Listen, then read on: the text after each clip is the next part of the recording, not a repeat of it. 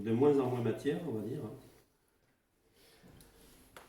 On peut passer à autre chose que les aimants ou pas? Ça vous va? Les aimants, vous avez vu, hein, on connaît, c'est de la matière et on voit que ça interagit sur nous, sur notre connexion, ainsi de suite. Donc de toute façon, si vous voulez, hein, elles sont là, il n'y a pas de problème, c'est quand vous voulez. Ça aussi, c'est quand vous voulez.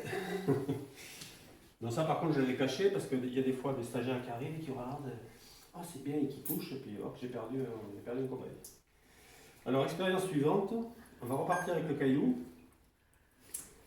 Un cobaye, qui c'est qui a pas fait encore, qui veut faire? Isabelle. Alors on commence sans rien. Pied joint, bras tendu. Pour voir comment tu es sans rien. Je force vers le haut, tu résistes. Ok. Tu prends le caillou. Je force vers le haut, tu résistes.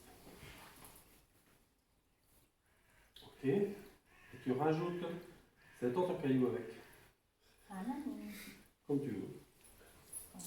Ouais, tu m'as dit comme ça. Allez, je force vers le haut, tu résistes. Ah oui. Allez, plus rien. Ah ouais. Ça s'annule. Il y a le yin et le yang. Là, c'est pas ça. C'est l'améthyste. C'est qu'en fait, ce caillou-là, c'est une améthyste en fait. Et la propriété particulière de l'améthyste, c'est qu'elle transmute l'information qu'on lui donne. Alors, transmuter, c'est aussi faire l'inverse. C'est-à-dire qu'elle reçoit l'information de super ancrage, et elle, qu'est-ce qu'elle fait? Elle fait super désancrage, puisqu'elle fait l'inverse. Donc, le caillou, ok, ça colle. Dès qu'on met l'améthyste avec, on est encore moins ancré que sans rien. Et ça annule tout ce que tu as ça, chargé? Non, ça annule pas le caillou. Ça annule parce que les deux sont en complète avec toi. Mais si tu l'enlèves, après l'autre il est... On va tester, on va reprendre le caillou, avec le caillou.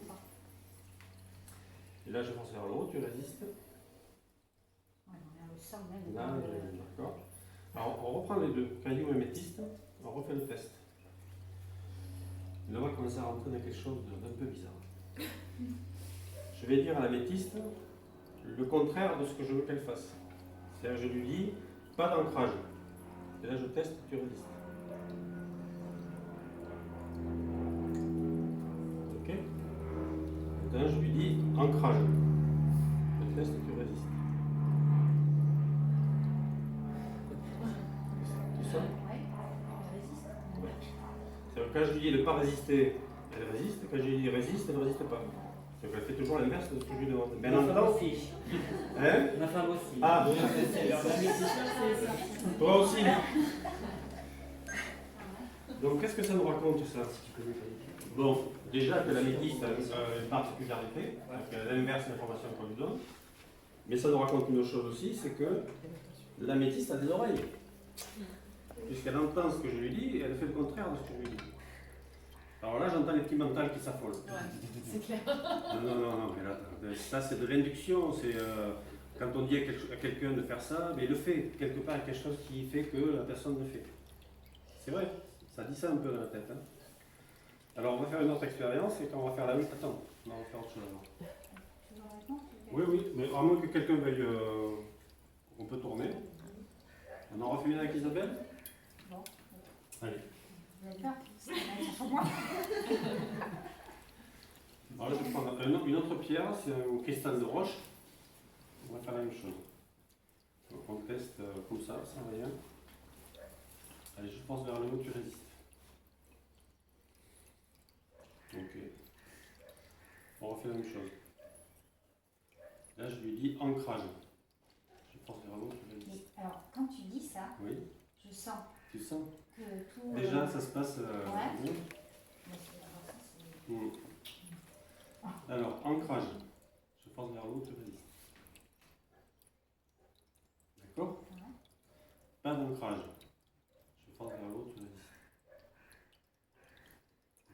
Plus rien. Alors là aussi, le mental, non mais attends, induction, machin. Non mais c'est pas que moi, c'est que vous aussi, vous pouvez parler aux pierres. En fait, vous ne parlez pas aux pierres, vous parlez à l'univers. Et l'univers, enfin le cristal, c'est un... comment on appelle ça? Comme un émetteur-récepteur, si vous voulez, qui va faire le lien entre vous et l'univers. Alors maintenant, pour essayer d'aller dans le sens du mental et de le rassurer encore un petit peu, pour éviter de penser que tout ça c'est de l'induction. Je vais pas lui parler, je vais le faire par la pensée. Donc là, elle ne sait pas ce que je pense, d'accord? Par contre, pour que vous sachiez ce que moi je pense, avec ma main, pendant que je vais faire le test, je vais la main ouverte, ça veut dire que je ne dis pas d'ancrage, on lâche, et la main fermée, c'est ancrage, d'accord? Donc quand je pense ancrage, j'ai la main fermée, quand je pense pas d'ancrage, j'ai la main ouverte. On est parti, Isabelle? Allez, je force vers le haut, tu résistes. Ok. Ok. On remet le haut. Je force vers le haut, tu résistes. Ok. Non, tu résistes pas. Hein. Allez, je recommence, je force vers le haut, tu résistes. Ok. On recommence, je force vers le haut, tu résistes. Ok. Je force vers le haut, tu résistes. D'accord? Vous voyez ou pas? Oui. Donc à chaque fois que je mettais la main ouverte, je pensais pas d'ancrage, et la main fermée, je pensais ancrage. Et non seulement il a des oreilles, mais il a une connexion avec mon cerveau. Il entend ce que je pense. Merci Isabelle. Patrick, est-ce que tu as déjà testé, ou peut-être j'imagine, par rapport aux aimants ou même aux pierres, de poser juste une intention? Est-ce que ça fonctionne pareil? Je vais vous poser une question. C'est-à-dire, c'est pas l'influence. Est-ce qu'il faut l'objet? Est-ce que, parce que moi je sais par expérience dans les soins que je fais ou dans ce que je peux expérimenter, parfois il suffit que je pose l'intention pour que le travail commence à se faire. Mais j'ai pas réellement commencé à faire mon protocole, etc. Mais quand je pose une intention, qu'elle est sincère et profonde, il y a quelque chose qui se fait. Bien sûr. En fait, ça revient à ce que je vous disais tout à l'heure, ce qu'on allait faire. Il y a une partie physique, démonstration concrète pour que vous puissiez sentir et voir les choses. Mais c'est pas ça le vrai message. Le vrai message, c'est que on a une connexion avec l'univers, on a une connexion avec la conscience, avec l'intelligence qui nous entoure. On vient de le voir là. Et là, je vous fais démonstration avec un caillou, avec une améthyste, avec des trucs. Mais ça nous parle aussi que on peut demander des choses. C'est pas parce qu'on n'a pas de caillou dans la main qu'on ne peut pas demander des choses. Et en fait, les Écritures nous racontent, demandez, vous obtiendrez. C'est ça. Et donner, vous sera rendu au centre. Est-ce que vous testez par Voilà. exemple ton système d'ancrage sans prendre de caillou, forcément dans la main, simplement l'intention de dire on met un caillou, est-ce que tu as une modification? Alors j'ai essayé de le faire, ça ne fonctionne pas. Mais on peut essayer avec toi si tu veux. Je pense que ça dépend aussi de la personne qui est en train de tester. Par exemple, bon, je sais que Marie-Thérèse a des facultés particulières, elle fait des soins, magnétiseuses et des choses comme ça. Et j'ai souvent eu des problèmes avec des personnes qui avaient des propriétés particulières, des facultés particulières. Pourquoi? On en avait parlé avec Karine un soir, je me rappelle. J'ai dit en fait, les gens qui sont amenés à avoir des contacts avec des personnes pour leur amener des soins, pour les apaiser, ou de l'harmonie, comme moi j'aimais bien le mot, vous allez être confrontés à plein d'énergies différentes, à plein de pollutions différentes, à plein de choses différentes. Et en fait, ces personnes-là, c'est comme si elles avaient un antivirus, c'est-à-dire qu'elles ne peuvent pas être pénétrées par l'information et l'énergie de l'autre. Elles peuvent donner, mais elles ont une protection, parce que sinon elles se ramasseraient tout pendant la journée. Quoi. Donc elles ont une protection. Donc quand je travaille sur les personnes, avec les aimants, avec des trucs, souvent il ne se passe rien. C'est-à-dire que ce soit sur les aimants ou pas sur les aimants, on peut faire n'importe quoi. Tant que ça vient de l'extérieur, il ne se passe rien. Et par contre, si je dis à la personne, ok, maintenant c'est toi qui vas faire, par exemple l'auto-harmonisation, ce qu'on va voir tout à l'heure, bien là ça fonctionne.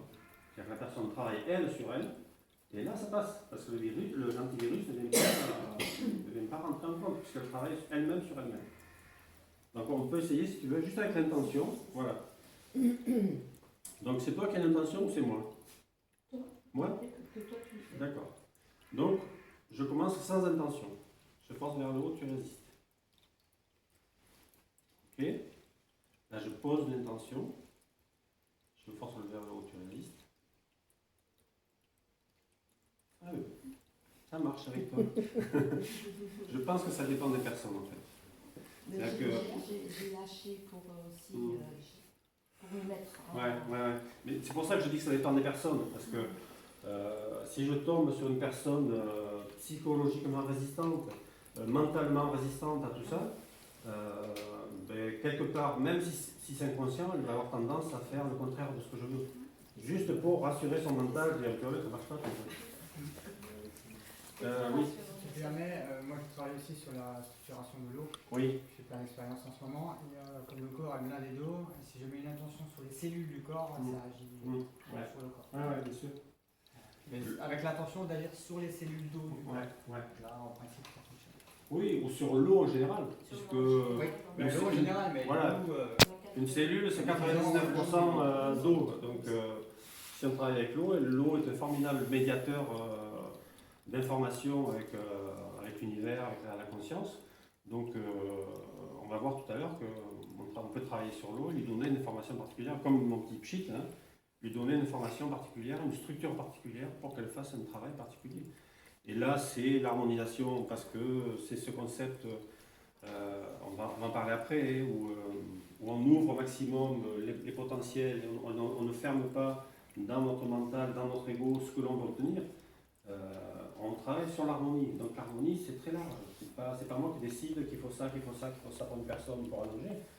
Je canalise simplement des potentiels de l'harmonie. Donc l'univers, il sait ce qu'il a à faire et il le fait pour ce que j'ai en face de moi. Mais on va après affiner sur le truc. Qui c'est qui veut expérimenter pierre ou améthyste ou... Et du coup, quand tu as une améthyste posée dans une pièce, Oui. qu'est-ce qui se passe? Alors, si elle est posée dans la pièce et que tu n'as pas forcément de connexion avec elle, il ne va pas se passer grand-chose, Si à mon sens. Mais si tu es connecté protection. à elle et que tu as une connexion particulière avec elle, elle va travailler à inverser les informations qui te traversent. Et notamment la plus évidente, c'est l'ancrage et la gravité, si tu veux. Donc l'améthyste a tendance à te percher un petit peu.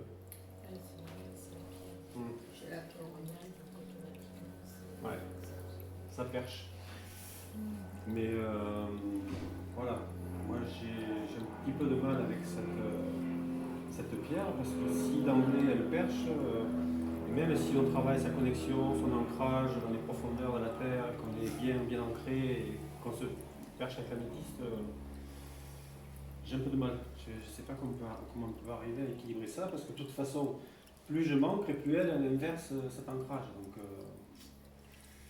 c'est quand même une pierre de la perchitude. Alors qu'on l'utilise momentanément pour se percher, pour toucher des choses qu'on n'arrive pas à toucher dans notre quotidien, peut-être. C'est un outil momentané, mais être connecté en permanence à cette pierre, c'est pour moi perturbant, quoi, au niveau de notre présence au monde. La tourmaline, la tourmaline. Il y a un pôle positif, un pôle négatif. Alors, je ne suis pas un spécialiste des pierres. Je ne vais pas vous répondre sur les pierres. C'est des pierres d'ancrage. Un pôle positif. Enfin, un peu en même temps. Les obsidiennes, ce sont des pierres qui font beaucoup travailler, mais c'est des pierres d'ancrage qui t'aident à...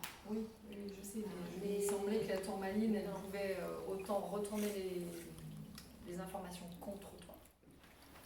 Selon comment tu l'as... Ce qu'on appelle des pierres de protection, c'est-à-dire qu'elles peuvent soit évacuer, protéger des soit au informations, contraire te soit... renvoyer.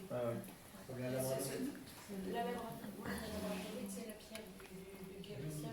Ce sont des pierres qu'il faut beaucoup nettoyer parce qu'elles s'absorbent beaucoup.